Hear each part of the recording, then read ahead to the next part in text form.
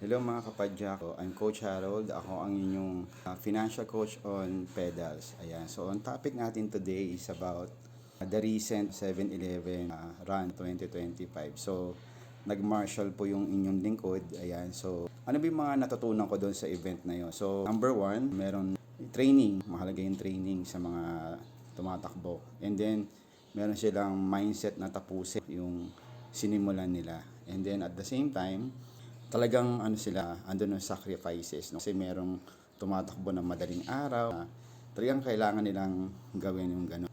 Kasi merong 42K na run, so mahaba-haba, so mahabang sacrifice talaga yung gagawin mo, no?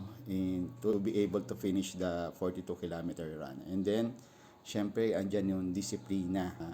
Kailangan may discipline sila, no? May mga iba, no, nakita ko nagwo-warm up, nag-stretching. So kasama 'yun sa mga preparation nila. So ano ba yung significance nito sa buhay financial natin? So yung training is mahalaga, no? Kasi yung training na 'yon, yun ang sa buhay financial hindi pwedeng yung kung ano yung alam mo, nakagisnan mo, yun lang yung i-apply mo sa sa finances mo. Dapat may natututunan kang mga bago kasi every day, every week, o every month, every year, pwedeng magbago yung tinatawag nating sa finances natin. So, if you want changes, kailangan may training tayo, mag-aaral tayo. Yan dyan yung financial literacy, no? And then, nandun yung sacrifice. So, kasama yan. So, kung may pinag-iipunan ka in the future, kailangan mag-sacrifice ka ngayon.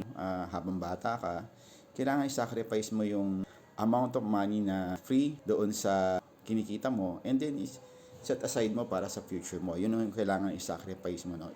To be able to achieve yung goals.